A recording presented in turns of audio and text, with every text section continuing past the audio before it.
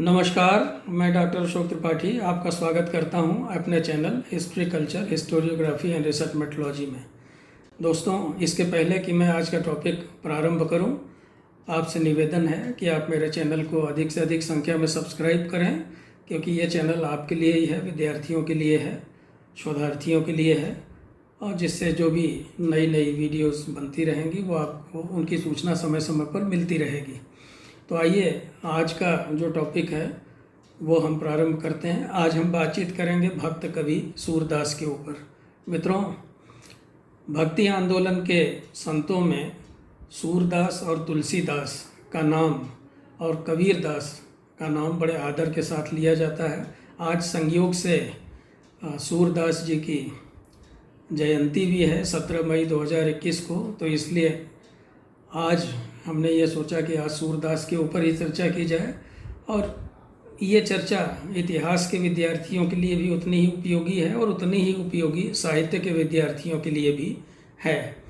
तो जैसे मैंने ये कहा कि जिस प्रकार से राम भक्त कवियों में गोस्वामी तुलसीदास जी का स्थान सर्वश्रेष्ठ है, ठीक उसी प्रकार से कृष्ण भक्त कवियों में सूरदास जी का नाम बहुत ही आदर के साथ लिया जाता है। इनकी कविता में अगर हम पढ़ें, सूरदास का सूरसागर हम पढ़ें, तो हम ये देखेंगे कि सूरदास की कविता में उनकी आत्मा की अभिव्यक्ति हमें दिखाई देती है। और अगर सूरदास और तुलसीदास की तुलना करें तो तुलना करने पर हम ये पाएंगे कि तुलसीदास की तरह सूरदास जी का जो क्षेत्र है वो उतना अधिक व्यापक नहीं है, लेकिन फिर भी कुछ मामलों में सूरदास तुलसीदास से बहुत आगे बढ़े चढ़े हैं। अब जैसे उदाहरण के रूप में हम कह सकते हैं कि श्रृंगार और वात्सल्य दो ऐसे क्षेत्र हैं जिनमें सूरदास ने महाकवि तुलसीदास को बहुत पीछे छोड़ दिया है। सूरदास के काव्य का जो विषय था वो बहुत ही उत्कृष्ट विषय था, जिसे हम कहते हैं प्रेम। जैसे कि हम सभी जानते हैं कि सूरसागर जो है वो राधा और कृष्ण के प्रेम से भरा पड़ा है। तो सूरदास का प्रेम जो है उसमें हम दोनों श्रृंगार वर्णन में सूरदास का अगर हम पढ़ें तो हम वहाँ पे संयोग श्रृंगार और वियोग श्रृंगार दोनों ही अच्छी तरह से हम देख सकते हैं। सूरदास जो थे वो उनका हृदय एक बालक की तरह था, और अगर आप देखें जैसे एक बच्चा अगर उसका कोई प्रिय व्यक्ति बिछड़ जाए तो वो परेशान हो जाता है, अधीर हो जाता है, उसी तरह से सूरदास भी जो है वो अधीर हो जाते थे। तो सूरदास के काव्य का मूल्यांकन अगर हम करें, अगर हम भक्ति आंदोलन के संदर्भ में करें, तो हम ये देखेंगे कि जिस समय सूरदास जी का जन्म हुआ था वो समय जो है बड़ा कठिन समय था भारतवर्ष के इतिहास के लिए। भारतवर्ष का इतिहास उस समय जो है एक नई सभ्यता और संस्कृति से भारतवर्ष के इतिहास का टकराव हुआ था, और वो थी इस्लामिक संस्कृति जो कि अपने आप को श्रेष्ठ मानती थी। और चारों तरफ देश में अफरा तफरी मची हुई थी। जो इस्लामी आक्रमणकारी भारत में आए थे उन्होंने कुछ इस तरह की व्यवस्था की कि लोगों में एक तरह का भय व्याप्त हो गया था। जैसे प्रारंभिक जो इस्लामिक शासक थे वो मुग़लों की तरह से यहाँ की जो हिंदू प्रजा थी उसका विश्वास नहीं जीत पाए थे। तो ऐसी परिस्थिति में आर्थिक रूप से, सामाजिक रूप से, धार्मिक रूप से, सांस्कृतिक रूप से पूरे देश में जो है एक उथल पुथल सी मची हुई थी। तो इस तरह से जो है हम ये देखते हैं कि जो उस समय का वातावरण था वो वातावरण ही इस तरह का था कि भक्त कवियों के लिए अनुकूल था। कहते हैं कि जब मनुष्य जो है वो डरा हुआ होता है, मनुष्य जब भयभीत होता है तब वो भगवान का नाम लेता है। तत्कालीन समाज जो था उस समय सूरदास के समय का, वो मुग़लकालीन संस्कृति के संपर्क में आकर के धीरे धीरे हम ये देखते हैं दिल्ली सल्तनत का काल उस समय समाप्त हो रहा था और थोड़ा परिवर्तन आ रहा था। मुग़ल काल में थोड़ी स्थिरता आई और मुग़ल काल की जो संस्कृति थी उसके संपर्क में आके समाज जो था वो थोड़ा विषयासक्त हो रहा था और आचार विचार इत्यादि जो है वो उनसे दूर होता जा रहा था मनुष्य। तो ऐसी स्थिति में जो है वो सूरदास जी का उदय एक लोकनायक के रूप में हुआ। जैसे तुलसीदास जी को लोकनायक कहा जाता है, तो सूरदास को भी हम लोकनायक कह सकते हैं, जिन्होंने कि वैराग्यपूर्ण भक्ति का प्रतिपादन किया और उन्होंने जो है उनकी जो भक्ति थी वो इस तरह की थी कि जिसमें जात पात इन सब के लिए कोई स्थान नहीं था। उन्होंने जो है निर्गुण पंथ जो था वो उसको नहीं माना, उन्होंने जो है सगुण भक्ति को माना। उन्होंने जो है माया का जो मिथ्यात्व था उसको प्रतिपादित किया। तो सूरदास जो है वो हम ये देखते हैं कि उनके ऊपर जो संत मत था उसका काफ़ी प्रभाव पड़ा था। इसके बारे में हम लोग जो है अभी और बातचीत करेंगे। तब तक थोड़ा सा हम सूरदास के बारे में कुछ और बातें करते हैं कि वास्तव में सूरदास जो था उनका उद्देश्य क्या था। उनका उद्देश्य जैसे मैंने बताया कि वो एक ऐसे युग में पैदा हुए थे। यहाँ मैं एकदम साहित्यिक दृष्टि से बात नहीं कर रहा हूँ, मैं इतिहास की दृष्टि से भी बातचीत कर रहा हूँ। तो इसलिए हम ये कह सकते हैं कि सूरदास जो है वो अपने युग के अनुकूल श्री कृष्ण की भक्ति का प्रचार प्रसार कर रहे थे और लोगों को, चूँकि समाज में एक तरह का भय का वातावरण व्याप्त था जैसा मैंने कहा, तो वो प्रेम का संदेश दे रहे थे सूरदास। और प्रेम का संदेश देने में हमने ये देखा कि किस तरह से जो है कृष्ण और गोपियों के प्रेम के माध्यम से जो है उन्होंने बहुत ही गहराई से यहाँ के जो भारत के आध्यात्म और दर्शन को लोगों को समझाने का प्रयास किया है। दूसरी बात, सूरदास के काव्य की विशेषता जो थी वो थी वात्सल्य वर्णन, यानी कि बाल स्वभाव का वर्णन। बाल स्वभाव के वर्णन में सूरदास जी का कोई मुकाबला नहीं है। बहुत कम कवि ऐसे हैं जिन्होंने कि वात्सल्य वर्णन में महारत हासिल की हो। अब जैसे इसके बारे में बहुत सारे एग्जाम्पल दिए जाते हैं। कुछ अंग्रेजी के कवियों का, जैसे लॉन्गफेलो, वर्ड्सवर्थ आदि का उदाहरण दिया जाता है।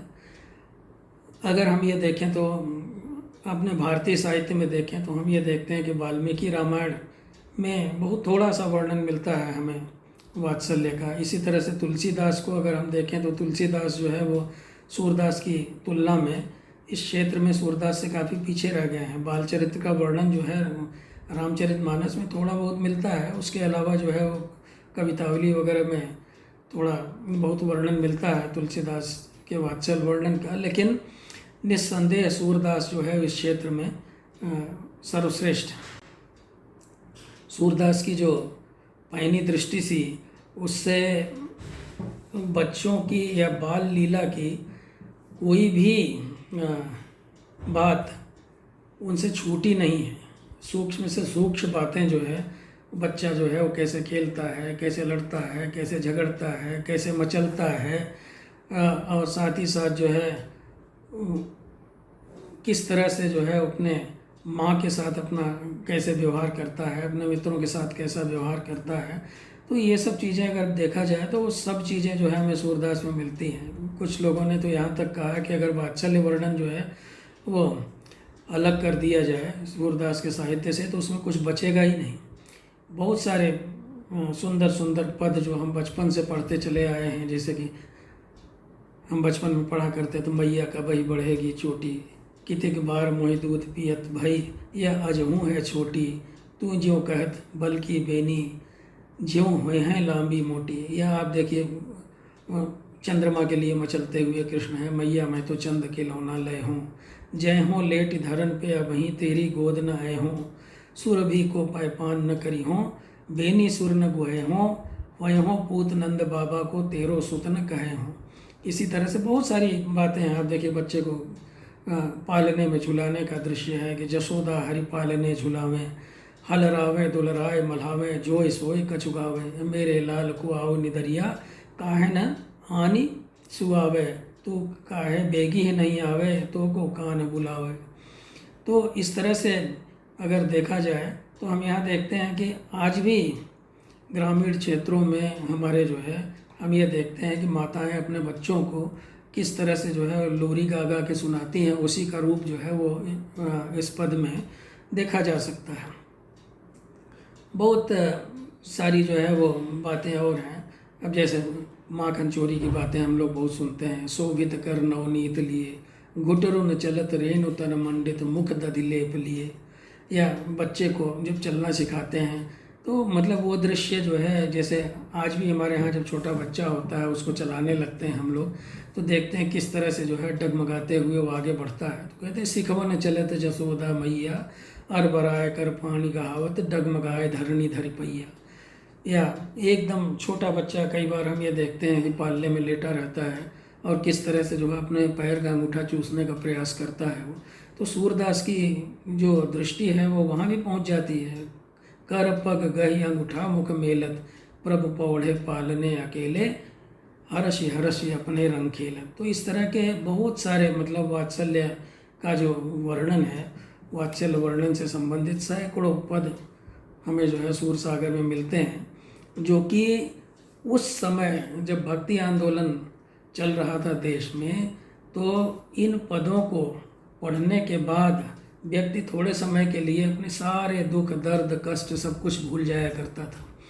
वात्सल्य के समान ही श्रृंगार वर्णन में भी जो है सूरदास का कोई मुकाबला नहीं है। श्रृंगार चाहे वो संयोग श्रृंगार हो, चाहे वो वियोग श्रृंगार हो, किसी अन्य कवि में वह नहीं मिलता। इसीलिए ये भी कहा गया ना, सूर सूर तुलसी शशि उडगुण केशवदास, और कवि खद्योत्सम जहता करे प्रकाश। तो निश्चित रूप से सूरदास जी थे वो सूर्य के समान ही प्रकाशमान थे। वृंदावन में कृष्ण और गोपियों का संपूर्ण जीवन क्रीड़ा से भरा हुआ है और ये संयोग पक्ष है।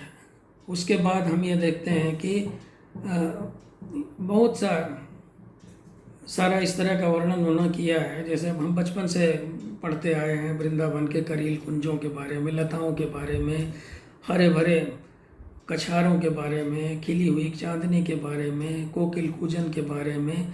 कहने का मतलब यह है कि क्रीड़ा विधान का कोई ऐसा पक्ष नहीं है जिसका वर्णन सूरदास ने किया ना हो। तो इस तरह से जो है श्रृंगार वर्णन में जो है वो सूरदास जो है वो काफ़ी बड़े चढ़े हैं। और साथ ही साथ जो है हम ये देखते हैं कि बहुत सारी मुरली का वर्णन है। मुरली तव गोपाल ही भावती, सुनरी सखी जदपि नंद नंदई, नाना भांति नचावत। वियोग श्रृंगार की जहाँ तक बात है, सूरदास का जो वियोग वर्णन है उसमें वियोग की दशाओं का समावेश है। सारी जो वियोग की जो सारी दशाएं हैं उनका समावेश जो है हम उसमें देख सकते हैं। कृष्ण के मथुरा चले जाने पर नंद यशोदा गोपियाँ और जो ब्रज का सारा वातावरण है वो हम ये देखते हैं कि वो एकदम से जैसे वियोग से भर उठता है। तो अगर आप सूरदास का वियोग वर्णन पढ़ना चाहते हैं या सूरदास के वियोग वर्णन के बारे में जानना चाहते हैं तो भ्रमर गीत सार पढ़ना चाहिए। भ्रमर गीत सार जो है श्रीमद् भागवत की एक छोटी सी कहानी को उन्होंने जो है अपनी मौलिक उद्भावनाओं से लगभग 700 पदों में विस्तृत कर दिया है। तो इस तरह से भ्रमर गीत सार में वियोग की सारी अवस्थाओं का वर्णन मिलता है, जिनके बारे में हम लोग जो है अभी आगे चर्चा करेंगे। तो सूर साहित्य का मूल्यांकन करते समय यदि सूर की राधा का वर्णन न किया जाए तो इस वर्णन का कोई अर्थ नहीं निकलता है। राधा और कृष्ण के नाम पर बहुत सारे प्रेम ग्रंथ लिखे गए हैं, प्रेम काव्य लिखे गए हैं। और रीतिकाल में अगर हम ये देखें तो रीतिकाल का ढेर सारा साहित्य जो है और राधा कृष्ण के प्रेम पर ही अवलंबित है। सूरदास ने राधा और कृष्ण के प्रेम का ऐसा संपूर्ण चित्र खींचा है जो अन्यत्र मिलना दुर्लभ है। इस पर जो है बड़े बड़े महाकाव्य, मतलब ये एक तरह से हमें कहा जा सकता है कि सूरदास का जो राधा कृष्ण का वर्णन है वो महाकाव्य गरिमा लिए हुए है। महाकाव्य की जितनी भी विशेषताएं हैं वो सब राधा और कृष्ण के प्रेम में हमें मिलती हैं। राधा कृष्ण के साथ एक साथ खेलती हैं, एक साथ बड़ी होती हैं, और मतलब किस तरह से जो है गौएं चराते हैं। कभी जो है यमुना में स्नान का दृश्य है, कभी मुरली बजाने का दृश्य है, गोपियों के रासलीला, गोपियों के साथ रासलीला का दृश्य है। तो ढेर सारे दृश्य जो है, कभी राधा उनसे फरियाद करती हैं, कभी मान मनोबल करती हैं। न जाने कितनी बातें हैं जो कि ये कहा जा सकता है कि राधा और कृष्ण के संबंध में सूरदास ने वर्णित किया है। अब आप देखिए कि रुक्मिणी जो है वो का जब प्रसंग आता है भ्रमर गीत में, जब आप देखते हैं कि रुक्मिणी जब राधा के बारे में सुनती है और कृष्ण के बताने पर कि राधा कौन है, तो किस तरह से रुक्मिणी उनसे मिलती है। कहती रुक्मिणी राधा ऐसे भेटी जैसे बहुत दिनन की बिछुड़ी एक बाप की बेटी। तो इस प्रकार हम ये देखते हैं कि सूरदास जो है उनका जो वर्णन है प्रेम का, वो वर्णन जो है अद्वितीय है, अनुपम है। वो कहीं दूसरी जगह जो है प्राप्त नहीं हो सकता है। तो ऐसे न जाने कितने छोटे छोटे प्रसंग हैं। और जैसे मैंने अभी कहा कि सूरदास के सूरसागर का सबसे अधिक मर्मस्पर्शी और वाग वैधक्यपूर्ण जो अंश है वो भ्रमर गीत है। राधा और कृष्ण के प्रेम को, कृष्ण भक्ति की काव्यधारा, मतलब एक ऐसी राधा और कृष्ण के प्रेम की काव्यधारा इसमें हमें दिखाई पड़ती है भ्रमर गीत में, जो कि पाठक को अंदर से एकदम झकझोर देती है। मतलब इसके लिए क्या कहा जाए कि इसके लिए मेरे पास शब्द नहीं है कि किन शब्दों में इसको अभिव्यक्त किया जाए। भ्रमर गीत के अंतर्गत जो आभ्यंतर पक्ष है, जो आंतरिक पक्ष है, उसको बहुत ही चतुराई के साथ, बहुत ही कलात्मक ढंग से व्यक्त किया गया है। तो सूरदास जो है वो उन्होंने बहुत सारी युक्तियों के द्वारा भ्रमर गीत में जो गोपियां हैं उनके विरह को वो प्रदर्शित करते हैं बहुत सारी युक्तियों के द्वारा। अब उसमें बहुत सारी, जैसे सूर की वाग विदग्धता है, उसमें वाणी के डिक्टेटर तो वो थे ही कबीरदास की तरह से, और बड़ी चतुराई से अपनी बात कहने में माहिर थे सूरदास जी जो है। तो किस तरह से जो है, मतलब सैकड़ों हजारों पद हैं जो कि हम ये देखते हैं कि सूरदास और ने भ्रमर गीत में, अब जैसे आप देखिए गोपियां हैं, गोपियां वो उनको ज्ञान सिखाने के लिए उद्धव आते हैं यहाँ पे गोकुल में, और वो गोपियों की परीक्षा लेते हैं। गोपियों को जो है वो ज्ञान सिखाने का प्रयास करते हैं, और गोपियाँ जो हैं वो उनका मजाक उड़ाती हैं। गोपियाँ उनको ये कहती हैं कि आए जोग सिखावन पाड़े, परमार्थी पुराण नीलादे ज्यों बंजारे ताड़े। तो इस तरह से हम ये देखते हैं कि जो गोपियाँ हैं वो उनके ऊपर व्यंग्य करती हैं। वो ये कहती हैं कि उद्धो मन नाही 10-20, हमारे पास 10-20 मन नहीं है। जो एक मन था, एक हूतो सो गयो श्याम संग को अवराधे ईश। एक ही मन था जो कि कृष्ण के साथ चला गया। अब ईश की आराधना कौन करेगा? तब तरह तरह के उसमें बहुत सारे पद हैं, जैसे पिए बिन नागिनकारी रात, कि उनको ये लगता है, वो ये कहती हैं कि उद्धव हमारा तो जो है जो रातें हैं वो ऐसा लगता है जैसे कि हमें सांप डस रहे हों, रात हमारी बीतती नहीं। और तो और आप देखिए बहुत सारी बातें जो हैं कितनी मतलब उसमें वाक विदग्धता है। अब जैसे आप ये देख सकते हैं कि किस तरह से वो कहते हैं, आप देखिए कि मौसम को भी उसमें ले लिया है। अब जैसे वो कहती हैं कि पिए निस दिन बरसत नैन हमारे, सदा रहत पावस ऋतु हम पे, जब ते श्याम सिधारे। कि हमारे नैन जब से श्री कृष्ण जो है वो मथुरा गए हैं तब से रोज़ सावन भादों की तरह से जो है हमारे आंसू गिरते रहते हैं, और हम इस स्थिति में नहीं हैं कि हम आपसे ज्ञान सीख सकें। और तो और जो है मतलब ये तो जाने दीजिए, मानवेतर संवेदनाओं का बड़ा अच्छा वर्णन सूरदास जी ने किया है। अब जैसे वो ये कहते हैं, एक जगह गोपी एक पद जो आता है उसमें कहा जाता है, मधुबन तुम कत रहत हरे, विरह वियोग श्याम सुंदर के ठाड़े क्यों न जरे। कि हे मधुबन, तुम हरे भरे क्यों बने हुए हो, श्याम सुंदर के वियोग में तुम जल क्यों नहीं गए। तुम हो नीलज, लाज नहीं तुमको फिर बहुत धरे। तुम निर्लज्ज हो, तुमको लज्जा नहीं आती, बार बार तुम नए नए पत्ते और कोपलें जो हैं तुम्हारे अंदर आती हैं। इसी तरह से और तो और छोड़िए, जाने दीजिए। आप देखिए गायें जब श्री कृष्ण का नाम सुनती है, श्री कृष्ण जो इन गऊओं को चराते थे, वो गायें जब जो है वो उनका नाम सुनती हैं तो वो क्या कहती हैं कि वो भी जो है उनकी आंखों से भी अश्रुधारा बहने लगती है। जल समूह बरसत दो अखियाँ, हाँ करत लीन है नाव। कि उनकी आंखों से भी जो है वो जल बहने लगता है, उनकी आंखों से भी आंसू बहने लगता है।